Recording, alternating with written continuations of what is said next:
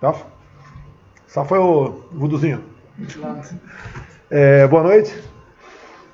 Dia 2 de setembro, quinta-feira, Brasília, 19 horas. Aqui é a nossa Elisângela, intérprete de Libras. E o novo demitido, Marcelo Queiroga, da Saúde. Primeiro amor para vocês, hein? Olha aqui, imprensa. Isso aqui é mais um fake news, pô. Mais uma mentira. Eles tentam desestabilizar o governo o tempo todo. Uma notícia dessa, por volta de meio-dia, mexe na bolsa, mexe no dólar, altera o preço do combustível, causa inquietações no Brasil. Isso é fake news.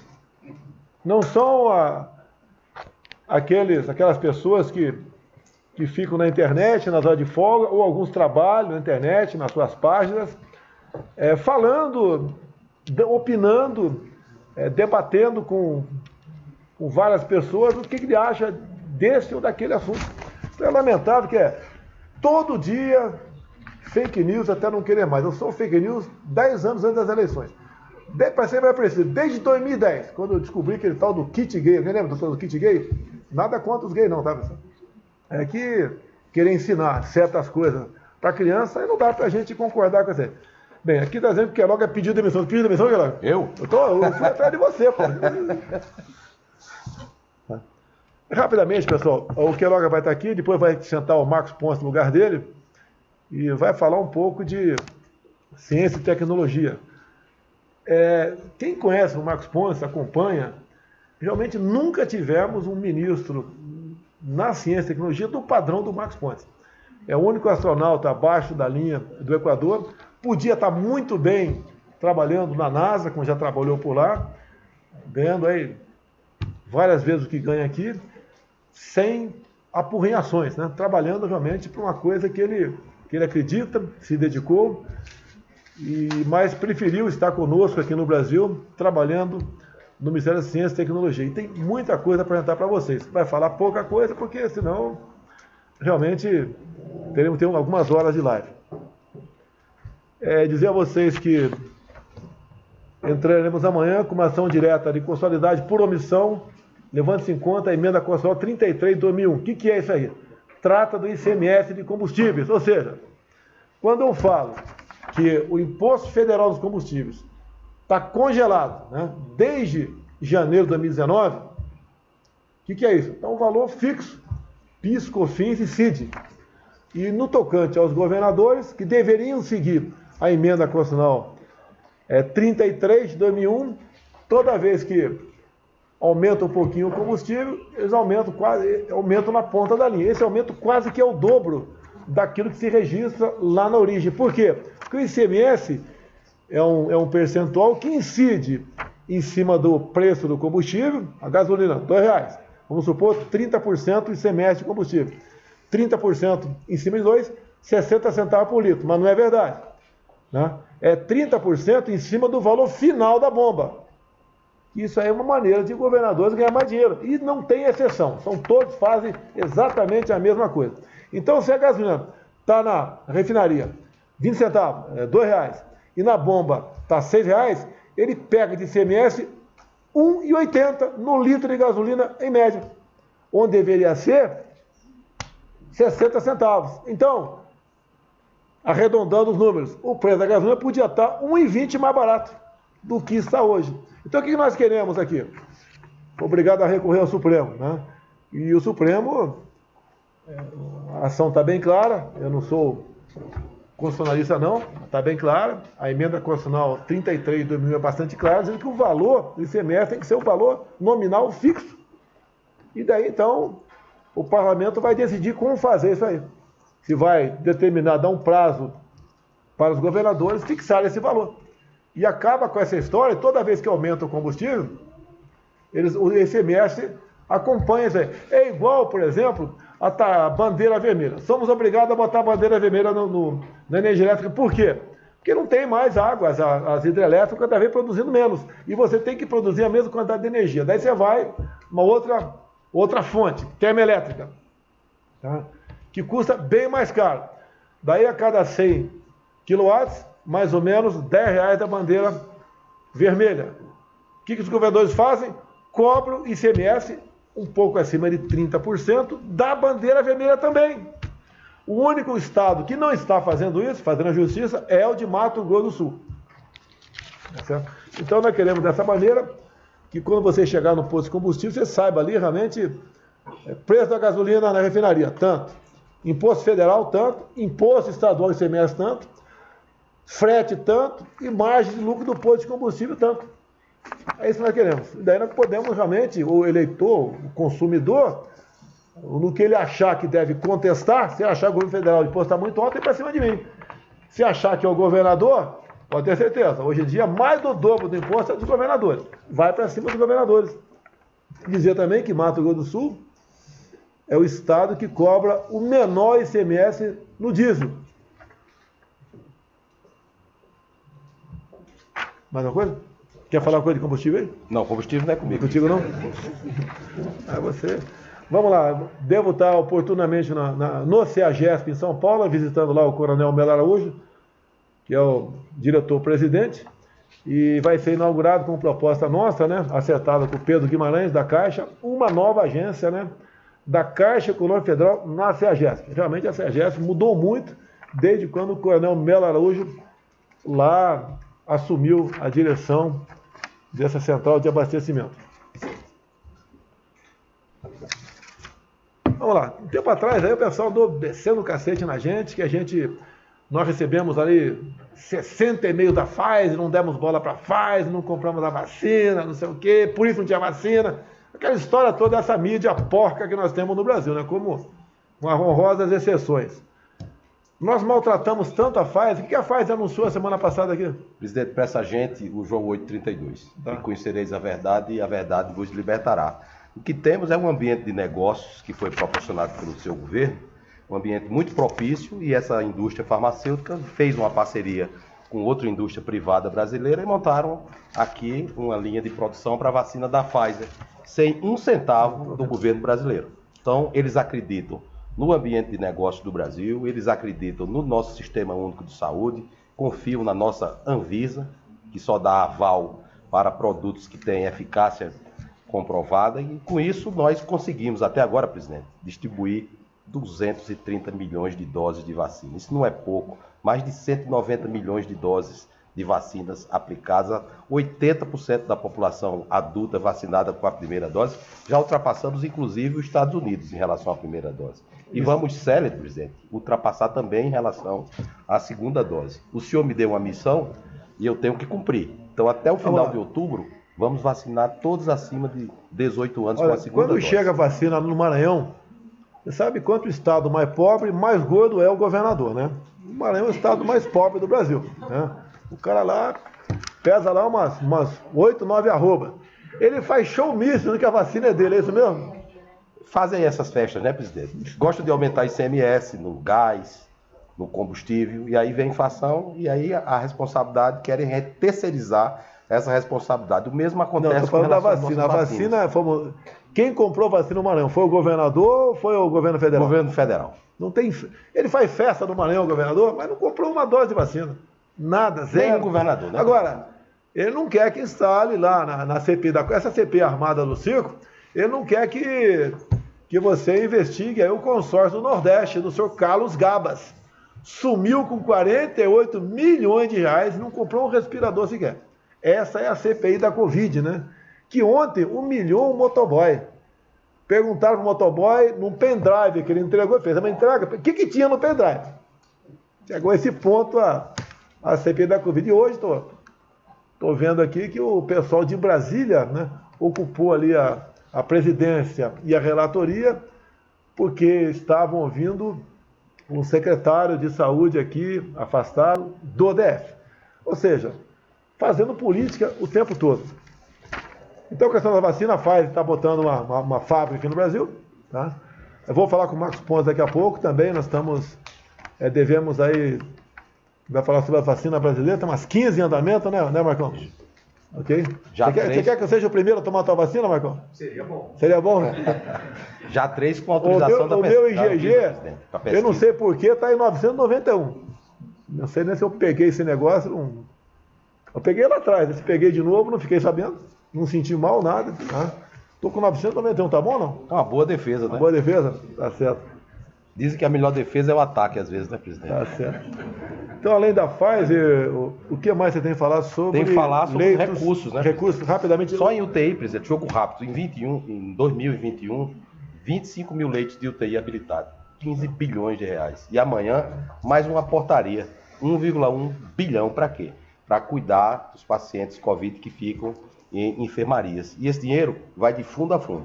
Da União, do Fundo Nacional de Saúde, dos fundos estaduais. São dinheiros do governo federal. Chegou lá, o governo não tem mais responsabilidade. É isso mesmo? Aí eles têm que executar, mas nós vamos fiscalizar. Parabéns à Assembleia Legislativa do Rio Grande do Norte, que estão fazendo uma CPI séria, né, sobre os gastos com a Covid lá no seu estado. Parabéns lá, coisa rara de acontecer no Brasil, né, mas vamos então cumprimentar aqui a Assembleia Legislativa do Rio Grande do Norte. E vão ouvir o Carlos Gabas. Vamos puxar o fio da meada lá. Isso é muito bom porque desmascara, né, aquele tal do consórcio Nordeste. Deixar bem claro. O que eles queriam, né, também fazer. Não conseguiram fazer. Queriam vir emendas, fazer com que estados e municípios pudessem comprar vacina sem certificação da Anvisa e sem licitação. Mas quem ia pagar a conta era o governo federal. Então não conseguiram levar avante essa proposta e parece que tentaram colocar a culpa em nós daquilo que nós não fizemos. Não compramos a vacina com Vaccin, não gastamos um centavo e miraram muito nessa questão aí, querendo nos responsabilizar por tentativa de corrupção. Nunca vi isso aí. Se eu botar a mão aqui, você pode me acusar de tentar bater a tua carteira ou não? Tem certeza?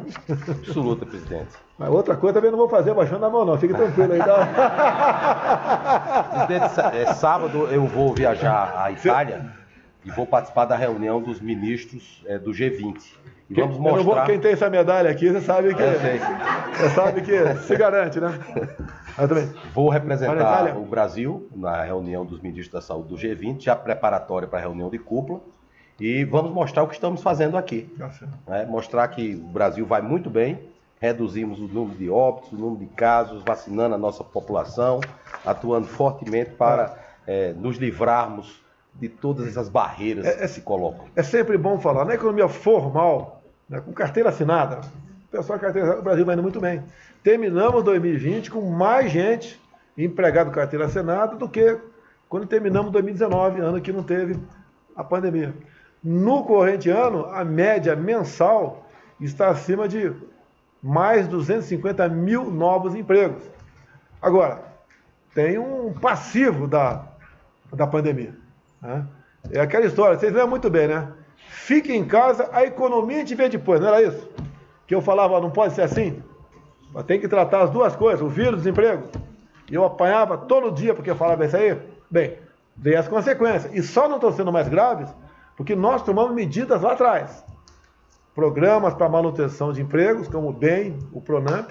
Tá? Tivemos o auxílio emergencial, que atendeu a 68 milhões de pessoas. Gastamos no ano passado o equivalente a 13 anos de Bolsa Família, e tem gente que fala que a gente não olha para pobre aqui ainda. E agora, essa economia informal, que o pessoal que não tem carteira assinada, vai recuperando aos poucos. Esperamos até o final do ano, como disse o Queiroga aqui, com o povo vacinado, praticamente afastado da questão da pandemia, voltarmos à normalidade. E deixar bem claro, aquele que me acusa de problema na economia e ter perdido o emprego dele. Eu não fechei um botequim sequer. Sempre eu falei, vamos cuidar dos mais idosos, quem tem comorbidade, quem tem algumas doenças, os mais frágeis. O resto tem que trabalhar. Muitos governadores foram para o pau. Fecha tudo, lockdown, toque de recolher. E daí, inclusive, né, quem não tinha emprego fixo, servidor público, aquele pessoal que trabalhava de manhã para sustentar a família à tarde ou à noite, perdeu tudo. Se não é o governo federal, se dependesse de governadores e prefeitos, esse pessoal não sei o que ia fazer da vida. Eu ia morrer de fome, eu ia para a rua, né, atrás de comida. Nós atendemos essa parte.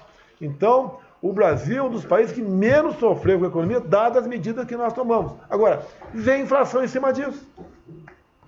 O mundo todo está sofrendo ainda com a inflação, em especial de alimentos. Consequência do fica em casa. Imagine se o homem do campo tivesse ficado em casa, seguisse governadores e prefeitos. Pior do que a inflação, teremos desabastecimento. Agora, somando tudo isso, né, ainda temos um problema a maior crise de falta d'água dos últimos 91 anos, que afeta diretamente a geração de energia. Né? Que não se bastasse, já temos problema com a energia, porque em 2012, a senhora Dilma Rousseff resolveu fazer uma boa ação. Diminuiu 20% o preço da energia elétrica. A popularidade dela foi lá em cima, mas desequilibrou a questão das empresas que trabalhavam no setor elétrico, as distribuidoras, né, as geradoras, e foi reequilibrado essas contas que vão terminar de ser pagas em 2024, tá, fora do nosso governo. Agora, a coisa que é feita de forma irresponsável, e a conta é para todo mundo pagar. E somou-se a isso a questão da falta d'água. Também tivemos um problema. O mês passado tivemos geadas no Brasil. Pegou aqui uma parte considerável do centro-oeste, um pouco mais lá para o sul também, e queimou muita plantação. Queimou a safrinha do milho, que influencia diretamente no preço do frango e do ovo. E o que nós fizemos de imediato? Para atenuar isso aí. Eu não sabia disso, né? Havia medida provisória, permitimos a compra direta do milho. Ou seja, o pequeno criador, em especial no Nordeste, passou a poder comprar seu saco de milho diretamente junto ao produtor, coisa que ele não podia fazer. Eu confesso que eu não sabia disso. E fica até com vergonha de saber uma coisa dessa. Eu precisava ter uma lei proibindo isso no passado, tinha que comprar diretamente no revendedor e não no produtor. Mas se a gente vai mudando, o Brasil vai desburocratizando o Brasil. E digo mais, não sofremos muito, ou mais ainda, porque medidas outras, a gente nem sabia que ia ter pandemia, tomamos em 2019, com uma lei da liberdade econômica. Vocês lembram? Você entrava com pedido de alvará na prefeitura e ficava lá um tempão, meses, até anos, o alvará não saía. Motivo? Não quero entrar em detalhe aqui. Tá? Então, o que nós fizemos na lei? Você entrou com pedido de alvará, se em 30 dias a prefeitura não respondeu, você vai poder começar a trabalhar. Entre outras medidas, como as instruções, as normas regulamentadoras. Um fiscal podia entrar na tua empresa e tinha lá um banheiro. Ele tinha 40 e poucos itens para multar você por causa do teu banheiro. A altura da pia, batente da porta, a altura do vaso lá, se tinha água, a descarga era importante, a descarga atendia, tu apertava e ia aquelas porcarias embora, eu não ia, tá certo? Tudo você podia ser multado. Passamos para 3 ou 4. Isso é um item apenas. Tá? A questão do campo. Você chegava no campo, no alojamento, por exemplo, de acordo com a distância entre as beliches, você podia ser multado, espessura do colchão, roupa de cama desgastada, ventilação inadequada, etc.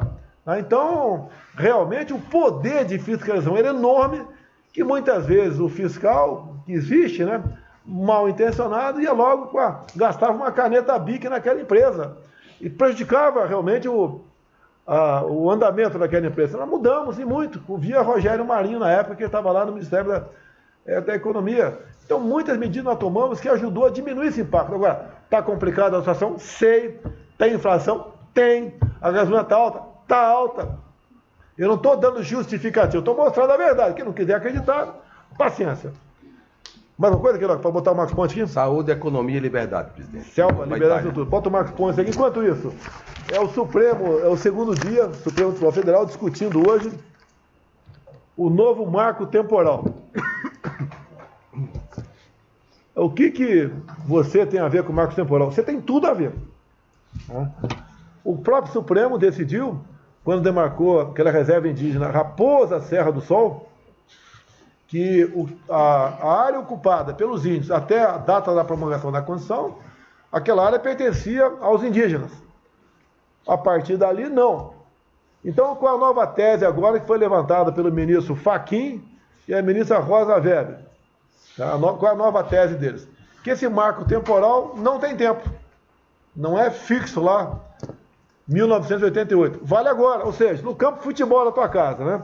Vocês mudaram a data lá, mudaram a interpretação da data. No campo de futebol da tua cidade, se aparecer um índio lá deitado, aquele passou a ser terra indígena. Vai ter que ser demarcado. Mas vamos para a realidade agora, a verdade. Hoje em dia, nós temos no Brasil, demarcado como terra indígena, 120 milhões de hectares. Então, o que são 120 milhões de hectares? É uma área equivalente a 14% do Brasil. É uma área um pouco superior à região sudeste.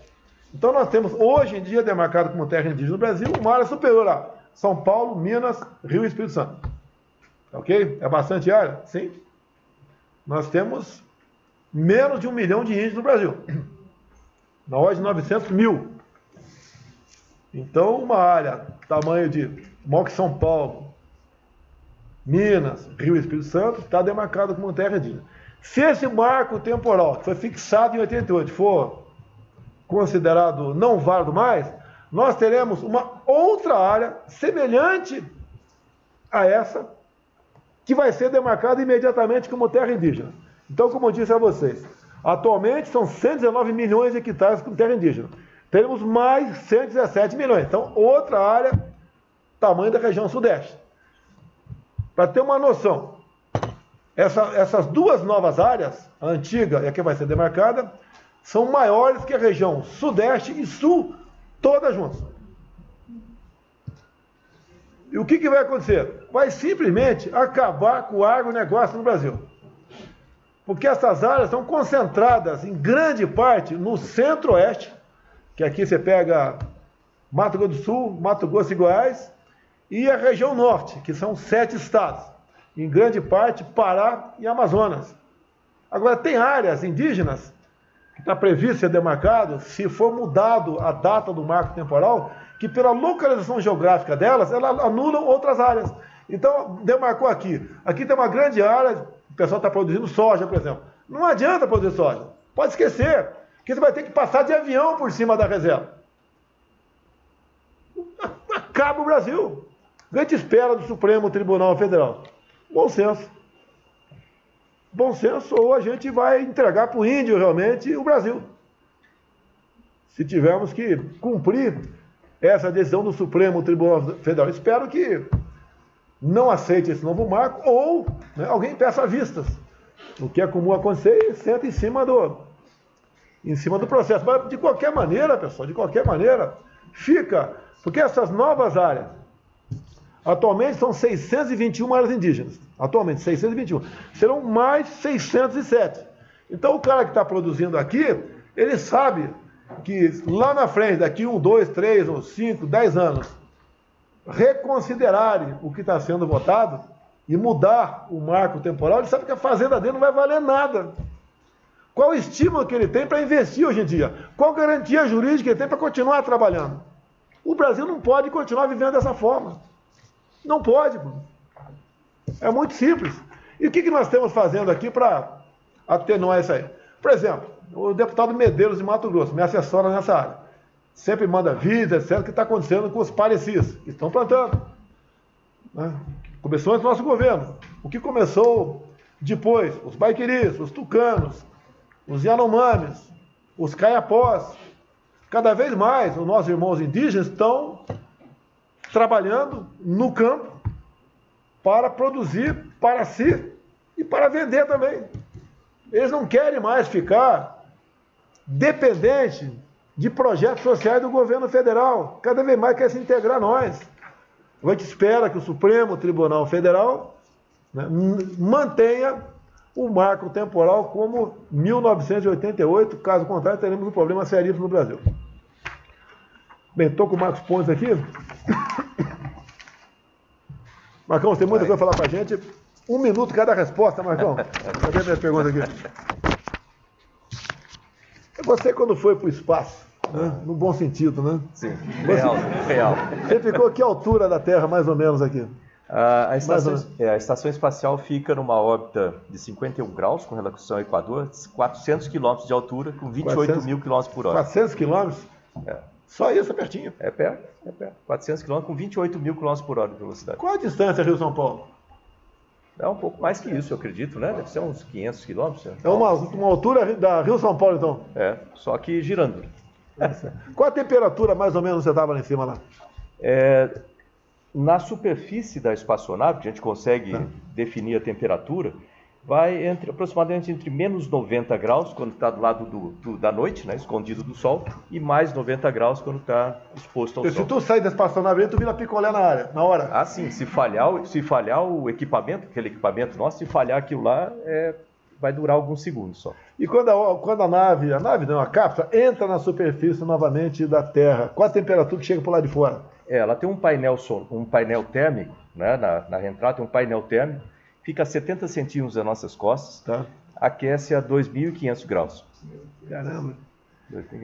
Que material é esse? Porque o ponto de fusão de muita coisa é abaixo disso, né? Você sabe de cabeça o ponto de fusão de algum material? O ponto de fusão é do nióbio, sabe ou não? Nióbio puro é em torno de 3.400 graus. Então você pode fazer o revestimento de nióbio? Poderia. Aguentaria? Só que daí eles usam uma mistura de sílica, né, com outros materiais, carbono, sílica, que consegue resistir. Ele vai é uma espécie de cerâmica. É mais ou menos uma cerâmica. E ele vai desmanchando. À medida que vai entrando, ele vai consumindo. E você vê partes dele consumindo do lado, que é desagradável. Vamos lá. Eu saltei de paraquedas, de algum salto da minha vida, na brigada paraquedista, na rampa a gente sai.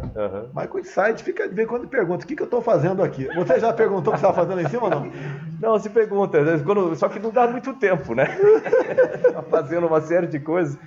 Mas a reentrada é o momento mais crítico, realmente, porque você tem, primeiro, a desaceleração. Pode chegar a 11 vezes a aceleração da gravidade na desaceleração.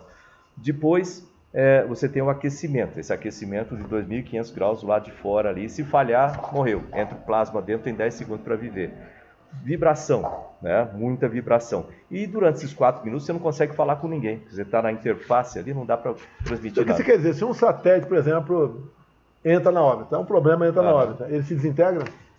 Grande parte dele vai desintegrar. Se tiver alguma parte com titânio, alguns materiais podem sobreviver. Por isso que de vez em quando aparece aí umas esferas, né, que caem. O pessoal fala, pô, isso aqui é uma espaçonave, alguma coisa. Não, é pedaço de alguma espaçonave que cai, que conseguiu resistir à reentrada. E tu voltaria para o espaço? Sem dúvida nenhuma. Olha, eu vi um projeto aí, você pode falar, vamos lançar uma primeira mulher no espaço. Conta pra gente aí. Vamos ver se alguém tem a sugestão aqui. Você lançaria quem para o espaço? Uma mulher, fala aí. Fala aí, pô. A sogra. Tá com medo, pô? Sogra, pô? Não, é isso, mas ela volta, pô. Vai para Marte. Maria do Rosário, presidente. Nós anunciamos um projeto, sim, Artemis, né? Vamos lançar uma mulher no espaço, é isso? O Artemis é um projeto que a NASA criou, tem 11 países, o Brasil é o único país da América Latina que participa, e esse projeto prevê o retorno à Lua, a estação Gateway, que vai ficar ao redor da Lua, viagens para Marte e lugares mais distantes. Então, isso a partir de 2024... Você levantou um cartaz aí, deixa a Lua em paz? É isso mesmo? Deixa a Lua em paz? Você de Goiás aí, deixa a Lua em paz, é isso mesmo? Você ouviu o cartaz, você baixou o cartaz, você levantou? Deixa a Lua em paz? Não fiz nada disso. Mas é muito bom. Marcão, materiais avançados. Quando eu estudava lá no científico, né, que é o 2º grau, eu decorei toda a tabela periódica. Eu sei que ali tem gás, né? E gás você não acha, a princípio não acha embaixo da Terra, né? Mas você tem embaixo da Terra aqui toda uma tabela periódica, né? Sim. Aqui eu vi você falando aqui de materiais avançados, nióbio e grafeno. Você ia falar sobre isso, Marcão? Olha, lembra do começo, você falava assim do nióbio, até antes da campanha, falava da importância do nióbio, importância do grafeno. Eles são muito importantes.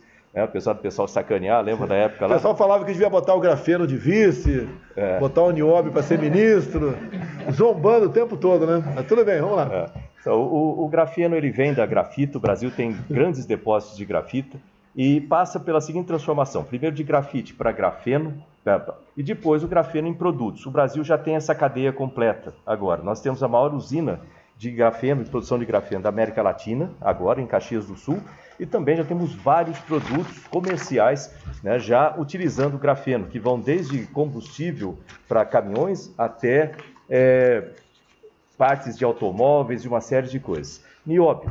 O nióbio, o Brasil tem a melhor tecnologia do planeta agora para a produção de nióbio.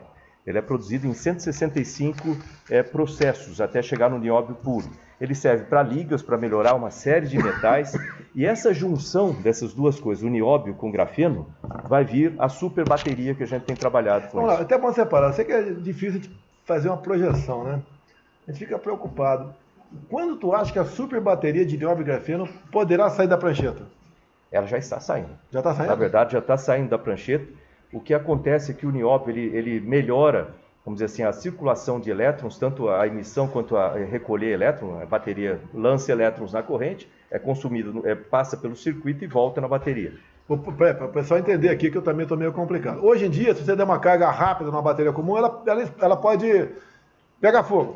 Ela pode. Agora, essa de nióbio e grafeno, você dá uma carga rápida, ela não esquenta. Não esquenta. Essa é uma das grandes vantagens, porque o lítio, grande parte das baterias são utilizadas com lítio.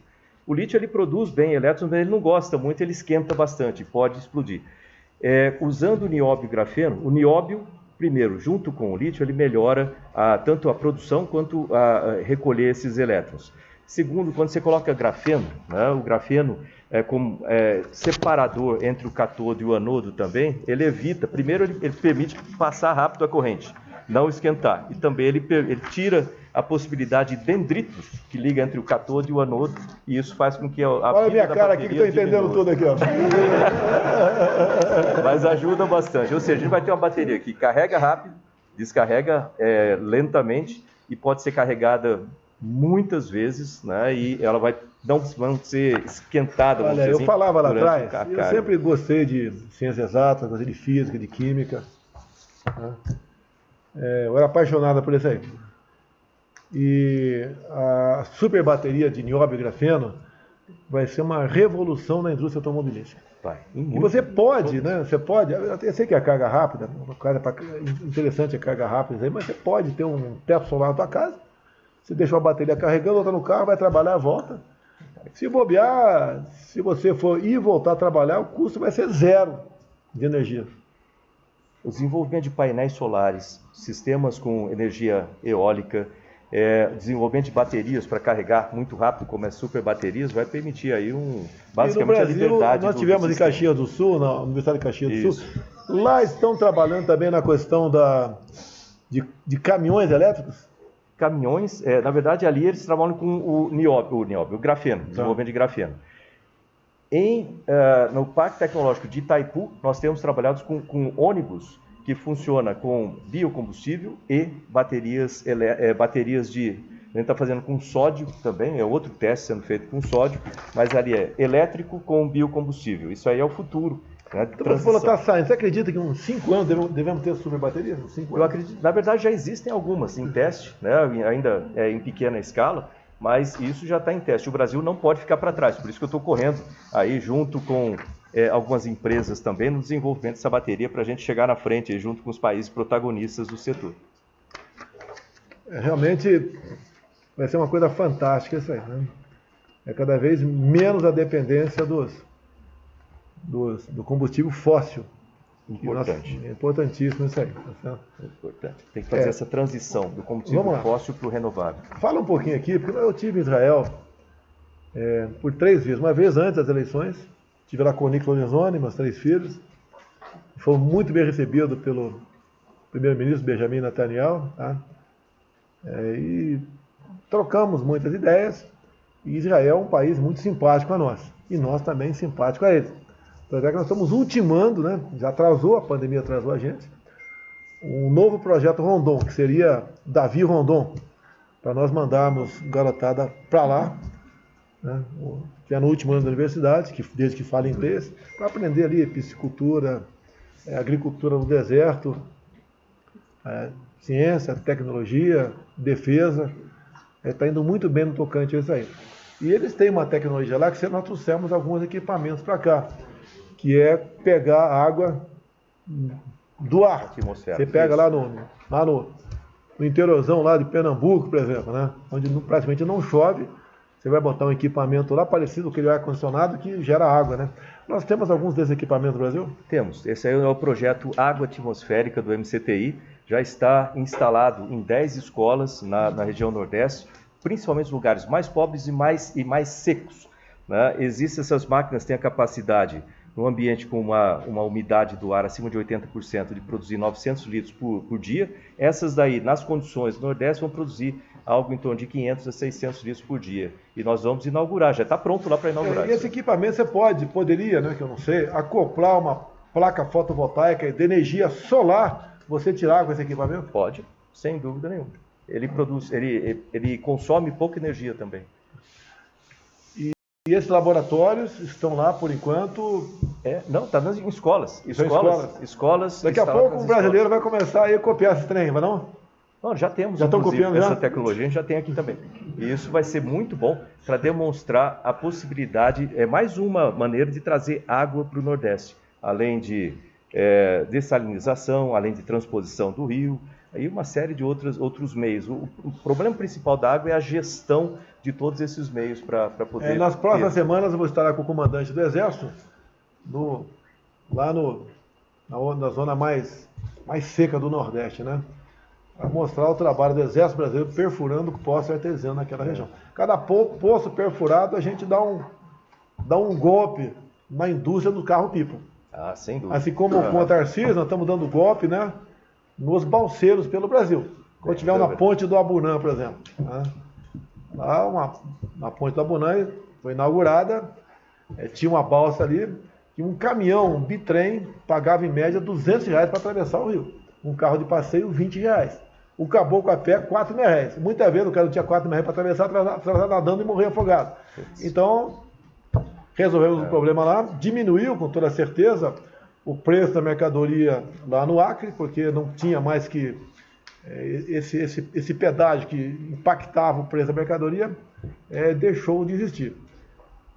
E também aproveitar um momento, né, até fazer uma propaganda aí, porque amanhã, o papel sumiu daqui, você nem que está aqui. Amanhã, obrigado. Amanhã nós vamos vamos pousar na Bahia, né? Vamos pousar em Vitória da Conquista, depois vamos até Tanhaçu, tem lá um contrato de concessão da FIOL, mais um contrato de concessão da FIOL. O total dessa ferrovia são 537 quilômetros. Estaremos então lá em Tanhaçu, assinando esse contrato junto com o Tarcísio. Bahia. Tem uma vacina lá, já está. Tem a vacina na Bahia? Tem. Depois nós vamos para Recife, devemos pousar 13 horas em Recife. Temos à tarde uma reunião com empresários. À tarde aí vai estar presente a primeira-dama, né? Vamos lá, ela vai visitar lá a Orquestra Cidadã. É um trabalho que tem o apoio da Caixa Econômica Federal. É a garotada pobre de comunidade que tocam aí violinos, etc. Uma coisa muito bacana. À noite tem a passagem de comando no Comando Militar do Nordeste. E como eu estou lá, no sábado, a gente vai dar um passeio de moto lá entre Santa Cruz da Capibaribe, é isso? Capibaribe. Entre Santa Cruz do Capibaribe e Caruaru, passando pelo polo, Caruaru que tem um polo industrial, passando por Toritama. Então quem puder participar desse passeio aí, serve de esquenta para o dia 7, hein, galera? Vamos esquentar para o dia 7 aí, data máxima do Brasil, comemoramos a nossa independência. Uma pessoa sem independência, sem liberdade, simplesmente deixa de existir. Vamos trabalhar por isso aí. Ninguém precisa temer esses movimentos, ninguém. Nunca se teve notícia de qualquer depredação de prédio, de tocar fogo em banco, de tirar pedra na polícia militar. Nunca. Já as pessoas vão com seus familiares, pessoas idosas, crianças, e vão lá mostrar para todos nós aqui em Brasília, sem exceção, pessoal do Poder Executivo, Legislativo e Judiciário, que eles estão preocupados com o que está acontecendo com o Brasil. Hoje eu assisti acho que foi pela manhã ou à tarde, o ministro Fux, ministro Fux do Supremo Tribunal Federal, dizendo algo parecido que só a democracia se tiver respeito à Constituição. Parabéns, ministro, é exatamente isso que nós queremos. Está convidado a participar comigo do movimento, é isso que nós queremos. É respeito à Constituição, onde, infelizmente, em Brasília, uma ou outra pessoa, a autoridade não está respeitando, em especial o artigo 5º da nossa Constituição. A liberdade de expressão é coisa sagrada, né? E que tem que ser respeitada. Não pode de nós aqui em Brasília, né, ou 2, de repente, o que você está falando não é verdade. E você vai ser, então, censurado. Não pode acontecer. Ou vai ser preso, ou vai sofrer uma busca e apreensão. Isso não existe isso. Não existe isso. E o que o povo está querendo? Nada mais do que respeitar a Constituição, como disse o ministro Fux, presidente do Supremo Tribunal Federal. Não justifica pessoas presas. Não justifica proteção de uma pessoa do TSE, né, simplesmente desmonetizar a página. Tem gente que vive daquilo. É igual a Bárbara, eu te atualizei. Ela sustenta a família dela na sua página. E eu já assisti muitas intervenções dela, né? Fala muito bem, com humor, não ofende ninguém. E se estivesse ofendendo alguém, o caminho não é desmonetização por parte de um do TSE. Porque se ele tivesse autoridade, o pessoal dos TREs, que são 27 pelo Brasil, também ia poder fazer a mesma coisa. Você pega um estado qualquer, por exemplo, Bahia, tá? Se tiver um cara simpático ao governador, ele vai começar a desmonetizar a página de quem é contra o governador. Isso não pode acontecer. E o que vai acontecer dia 7? Eu tenho certeza. Vai ser uma manifestação nunca vista no Brasil. E todos nós temos que entender o que o povo está querendo. Agora, eu espero que uma ou duas pessoas mudem seu comportamento depois desse movimento. Porque se não mudar, aí fica difícil a convivência, segundo disse o próprio ministro Fux.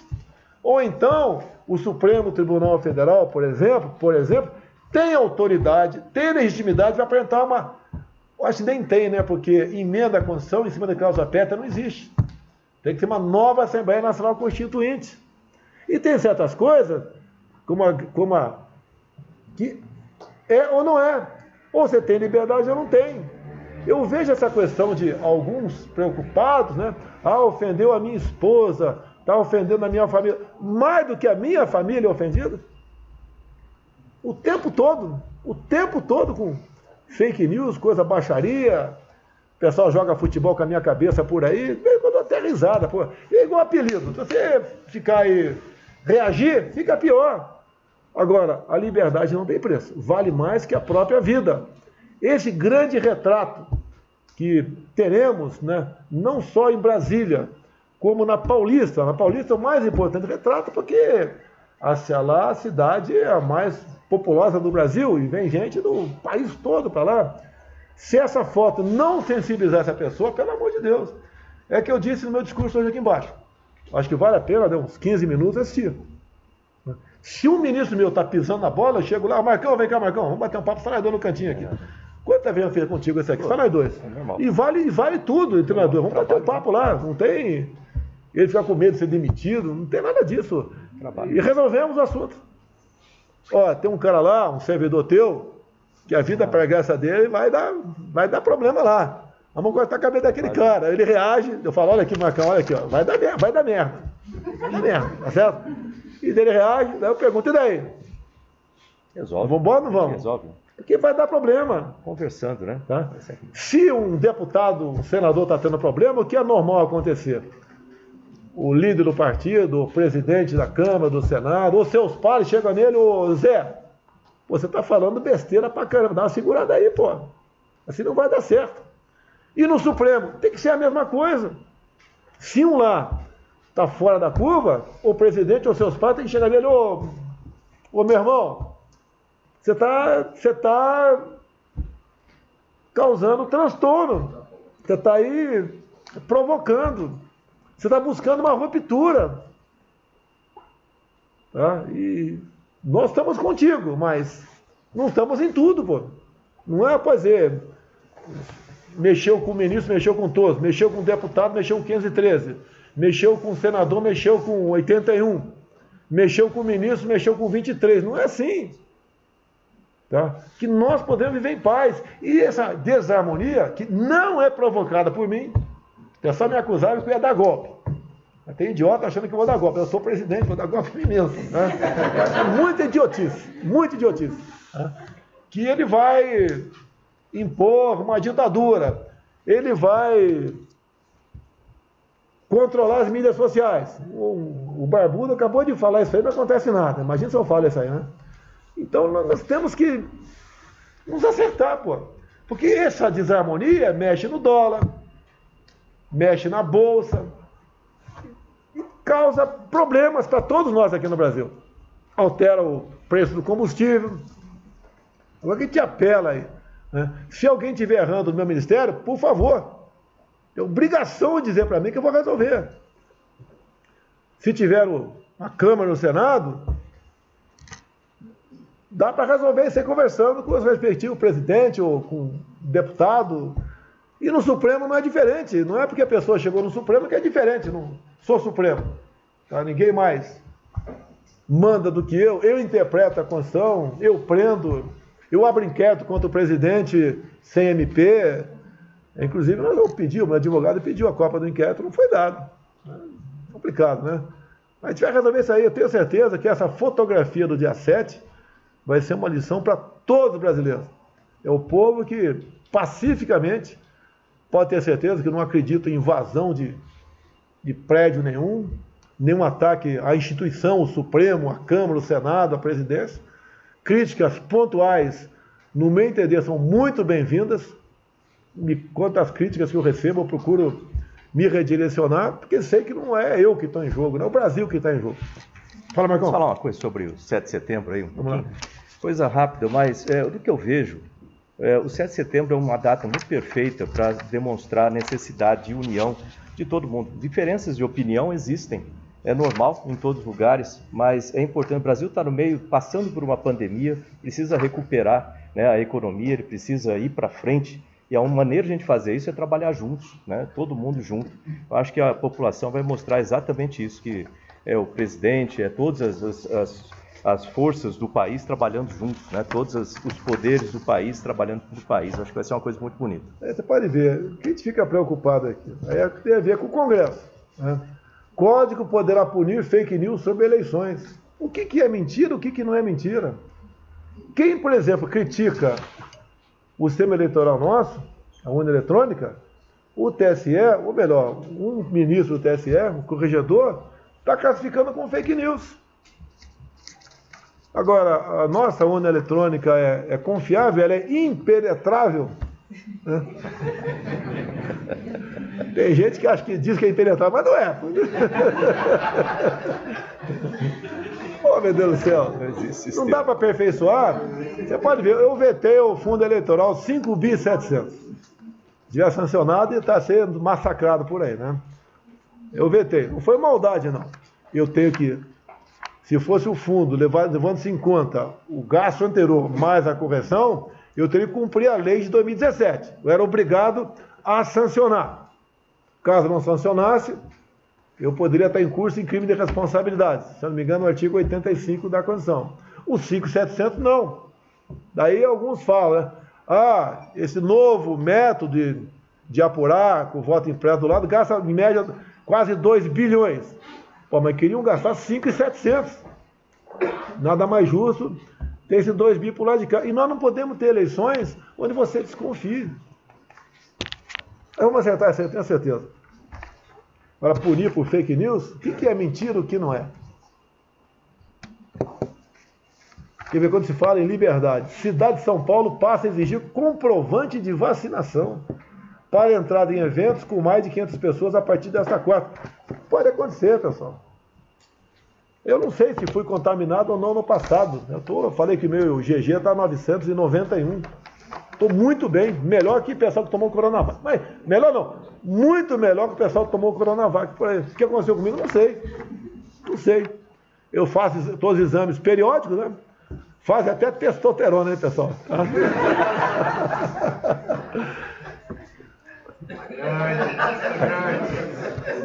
Os caras fazem teste de tudo, meu. Tudo. Tá? Até exame de fezes os caras fazem, tá vendo? Pô, aí deu esse resultado aí. Tá? É lógico que a equipe médica tem uma preocupação comigo, especial. Tá? E eu costumo, para eu procurar um médico, apesar de ter um médico que dorme lá em casa, né? Eu raramente procuro médico. Eles que ficam atrás de mim perturbando aí. E quando fizeram o exame em mim agora, estava com isso aqui, estou analisando por que eu estou com 991, né? Melhor que o pessoal que tomou aí, ó, a Coronavac aí. Outra coisa, um absurdo aqui. Policial militar não pode participar de atos. Tem 7 de setembro, um ato da independência. É que todo mundo sai na rua. Na época das paradas militares, a gente não vai fazer parada militar esse ano porque evitar a questão de aglomeração, essa história toda, né? Se bem que isso aí praticamente já deixou de existir, né? Eu vi outro dia o Calcinha lá, foi flagrado numa festa com 200 pessoas, daí pediu desculpa. Pediu desculpa. É isso aí, tá? A gente lamenta as mortes, sente, perdi parente pela Covid. Mas começar a querer a subjugar o povo por causa da pandemia, fica difícil a gente engolir isso aí. PMs bolsonaristas devem ser identificados e expulsos. O cara vai na... Isso aqui é São Paulo, não? São Paulo. Diogo Mainardi, a PM São Paulo. Você vai pegar um cabo da PM São Paulo, por exemplo, um sargento, ou um capitão, que tinha que passar ali pela Paulista. Você está com um problema, passou ali. A P2 ou a Serviço de Inteligência plotou o cara. Você vai expulsar o cara. Então, mesmo se tivesse, você vai participando com a camisa verde e amarela, vai expulsar o cara. Isso aqui é ditadura, pô. Não pode acontecer isso aqui. É um crime que os caras estão fazendo. Quer desvaziar o movimento. E um policial militar à paisana, de folga, ele está ajudando na segurança passiva do evento.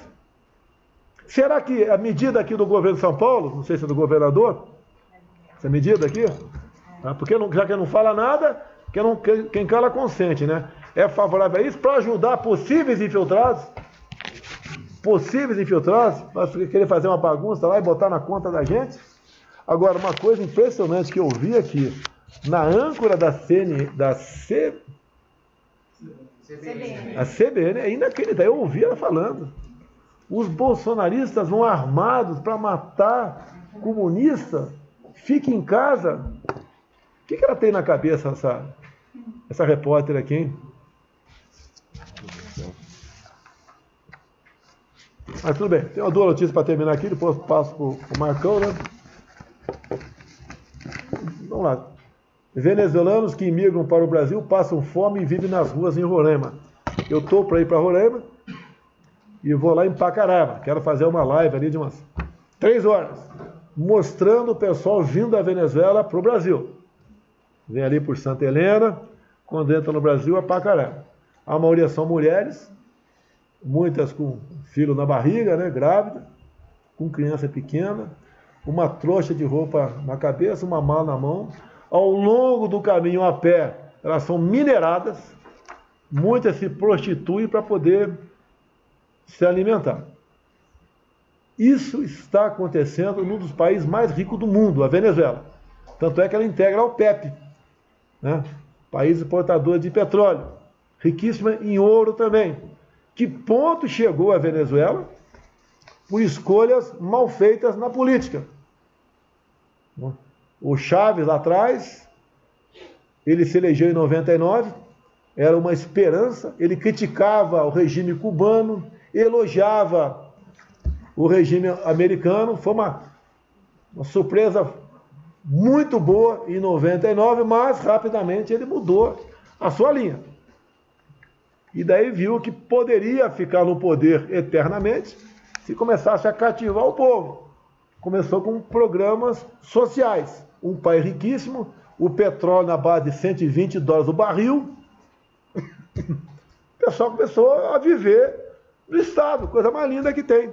E aquele garoto que cresce vivendo nas costas do pai, né? Quando o pai morre, ele fica na banana. Não sabe o que fazer. Não sabe nem lavar um prato. Então o pessoal fica se acostumando naquilo, até que, dado momento, o petróleo caiu a $30 o barril e a realidade apareceu. Começou a desequilibrar tudo lá dentro. O preço da gasolina era 1 centavo. O Lula fazia a campanha de reeleição do Chávez lá. É só você ver na internet os vídeos. Inclusive o Lula falou certa vez, né? Na Venezuela pode faltar tudo, menos democracia. Hoje não tem nem papel higiênico lá, não tem nada. É o socialismo que vai entrando devagar. Vai jogar a luta de classes. Rico contra pobre, né? patrão contra empregado, aquela história toda. Chega a um ponto que a gente não sabe como vai sair. Bem, outros países estão dentro da Venezuela. Olha o problema que o Chile está vivendo aqui. Não vou entrar em detalhe, né? Chile está vindo uma nova Assembleia Nacional Constituinte. Tem uma índia lá que é presidente da Assembleia Nacional. Eu vi a posse dela, inclusive, toda parlamentada, né? etc. Inclusive, aconteceu um caso esquisito lá, né? Lá tinha cotas para mulheres. Então, como mais mulheres que homens se elegeram, 5 mulheres perderam a cadeira. Tá? Mas o que acontece lá? A primeiro momento, vamos acabar com a Constituição que é do Pinochet. Chile cresceu, né, nos últimos 20 anos, mais de 5% ao ano. Era um país, no tocante à economia, ninguém podia falar nada aqui na América do Sul. Bem, foi indo, começou a ser só de esquerda, não sei o que lá, prometendo o mundo e fundos para o mais pobre. Né? E uma coisa que interessa aqui, parece que é pouca coisa, mas é muito. A nova Assembleia já aprovou, então, o fim da polícia na nova Constituição do Chile. São os conhecidos carabineiros. Talvez a polícia mais eficiente sem conhecimento no mundo. Lá o criminoso realmente não funciona, não vai para frente. Tá? A gente vê casos, relatos de gente, até brasileira que está lá, quando o carabineiro para por ter excedido a certa velocidade, o cara está ferrado. Não vai ter jeitinho nem papo num canto, não. Funciona. Bem, está previsto agora, já a primeira votação, já acabaram. E, inclusive, né, os carabineiros serão substituídos por uma instituição que seja pautada pela doutrina de direitos humanos e será administrada por civis.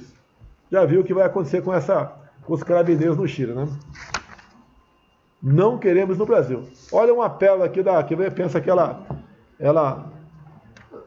vai ficar com a matraca fechada, mas não fica, né? Olha aqui, ó. Dilma, nosso lugar não é com os Estados Unidos, mas é independência ao lado da China. Não vou comentar. Ó, dispensa comentários aí. Bracão, você vê há muito tempo nos Estados Unidos. 20 anos. Como é que o brasileiro, quando chega lá, vive lá?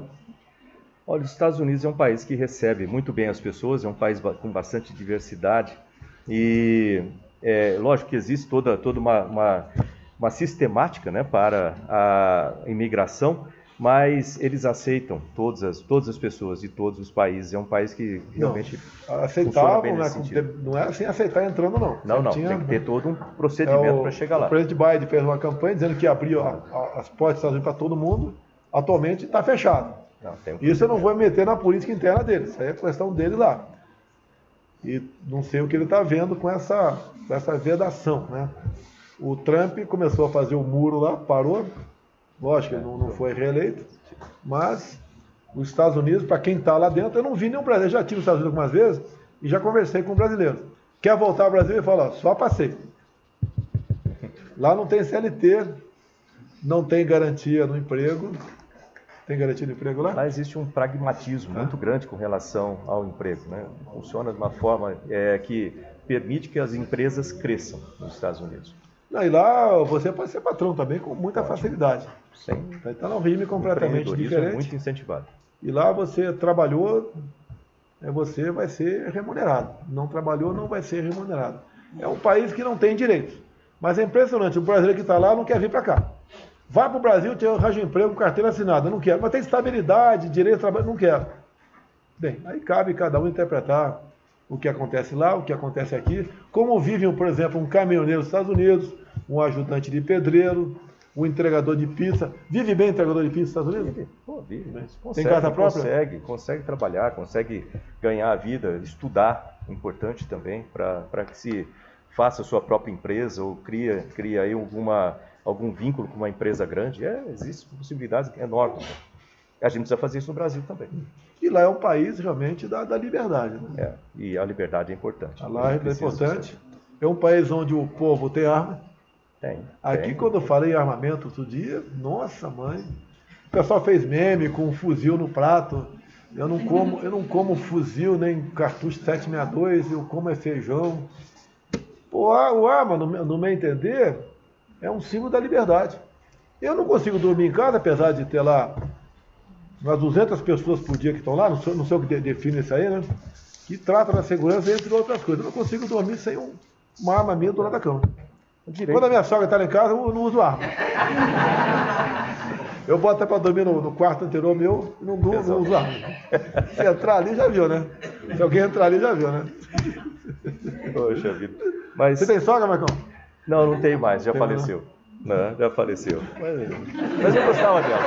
Eu gostava dela? Eu gostava dela, gostava. Sim. Mas sabe que a gente está mudando muita coisa aqui no Brasil, né? Mais uma coisa para completar aqui, uma coisa encerrar nossa live. Uma coisa que eu queria falar é o seguinte, e lógico que isso acontece em todos os ministérios, mas eu queria ressaltar aqui no meu ministério só, por exemplo, mudanças no governo Bolsonaro depois de décadas, né? 36 anos, por exemplo, para ajustar as terras quilombolas lá em Alcântara. Né? E agora 36 anos para acertar os quilombolas em Alcântara. Passamos 36 anos sem poder fazer com que a base, o centro de lançamento de Alcântara fosse para frente. E eles não tinham a posse, nem a posse das terras. Agora eles têm, né, o título das terras. Lembra que foi lá também para entregar? Tive em Alcântara, eu tive 2 vezes já lá, e entregamos título de propriedade para muita gente. Aquele pessoal era usado pelo PT. Pois é. Porque não tinha o título, eles tinham apenas a posse. Não tinha o título, não era o dono da terra. E posse coletiva. Posse coletiva, por cima coletiva. Então agora eles têm título das terras. 36 anos para resolver isso aí, resolvido. Para ter autoridade nuclear, separação da autoridade nuclear, para o Brasil ter esse status a nível internacional. 34 anos resolvido no seu governo. O acordo de salvaguardas tecnológicas para operacionalizar Alcântara comercialmente. 20 anos para resolver. Resolvido aqui. O Instituto Nacional do Mar, uma espera de 15 anos. Resolvido também. A participação do Brasil no CERN, que está para acontecer. 12 anos de espera. O CERN é um acelerador de partículas. Lá em Campinas? Acontecer. Não, esse aqui fica em Genebra. O Brasil vai ser um... O que tem em Campinas? Em Campinas tem o Sirius, um acelerador de 4ª geração, fabricado 85% por indústria brasileira. Então, é um acelerador de partículas que permite o Brasil estar hoje no topo, não só dessas análises, mas também desenvolvimento de novos remédios, desenvolvimento para óleo e gás. É um monte de aplicações lá. O satélite geoestacionário de defesa e comunicações ficou 2 anos no espaço sem uso. Agora tem mais 3 milhões de Quando você assumiu, você crianças. até começou a... Tinha um problema jurídico no Supremo. Isso. E você resolveu, era um satélite, estava no espaço, ele tem uma vida útil. Você pega o custo, divide por anos ou dias de vida útil, você vê quanto custa por dia. É uma fortuna. 850 mil por dia. 850 mil, quase 1 milhão por dia. Estava parado. Você botou para funcionar e está mandando sinais para onde agora? Hoje são escolas, prefeituras, são mais de 3 milhões de crianças que recebem esse sinal. Hoje está lá com o Fábio isso aí. Eu queria só para terminar falar sobre isso aqui é muito importante, pessoal. Eu tive em algumas reservas indígenas, algumas poucas escolas no Nordeste também. É uma coisa fantástica. A molecada lá tem internet em sala de aula, que não tinha. Não tinha? Não, isso era... Tem internet na praça também. O cara vai namorar na praça agora, né? Quer dizer, hoje em dia eu acho que o cara fica mais no telefone que com a namorada. Mas tá lá na praça, lá na internet. Lá, pô. No meu tempo é diferente. É 99% a namorada e 1% pro resto. Hoje é o contrário. Nas cidades, lá nas agrovilas quilombolas, tem internet também agora. Né? Tá certo. Bem, vamos lá, só para encerrar aqui. As nossas mídias sociais aqui, o total, estamos com 85 mil. A Jovem Pan e Pingo nos Dita na hora de 180 mil.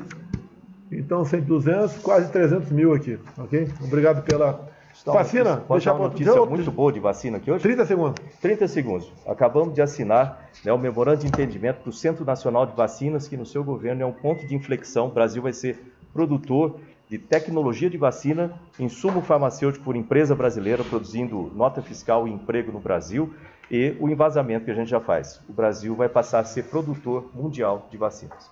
Então, além de produtor, porque o vírus veio para ficar, é isso mesmo? Ele veio para ficar. Então, a vacina produzida aqui fica muito mais barata e podemos exportar. Passar por isso aqui são só projetos do Ministério. Você quer que eu leia isso aqui tudo, Marcão? Isso aí. 400 páginas de projetos do Ministério só para... 400 páginas de projetos só para combate à pandemia. Só para combate à pandemia. Parabéns, Marcos. Aí. Realmente, a gente, às vezes, olha o garoto aqui, né, o jovem de cabeça branca aí, é o que ele faz para o Brasil. Uma coisa que vai fica para sempre. Nos orgulha a qualidade dos ministros. Não foram colocados por critério político para acomodação e acertos, né? Não foi. Não é fácil agir dessa maneira, que tem a reação, mas acredito que em 2 anos e 8 meses de mandato, estamos fazendo a coisa certa. Se não tivesse pessoas que tivessem, além da capacidade, a liberdade para trabalhar, não teríamos sobrevivido à pandemia. Posso dar uma saia justa? Vai lá. Primeira vacina brasileira, já saiu da Anvisa, vai começar os testes clínicos esse mês. Esse mês? Que tal tomar a vacina brasileira? Eu tomar a vacina do Marcos Pontes? Eu posso pensar aí, Marcão. Pessoal, muito obrigado. Jovem Pan, prezado Augusto Nunes e equipe, obrigado por compartilhar o nosso sinal. Amanhã, então, pousamos na Bahia, né? E depois para Pernambuco. Então, quem puder nos acompanhar nesses momentos, ficaria muito feliz. Sempre tem muita gente nos acompanhando, né? Esperando no aeroporto, para bater um papo, tirar uma fotografia. E o passeio de moto será também, com toda certeza, um dos maiores do Brasil, lá no nosso querido estado de Pernambuco, tendo na minha garupa, ó, sanfoneiro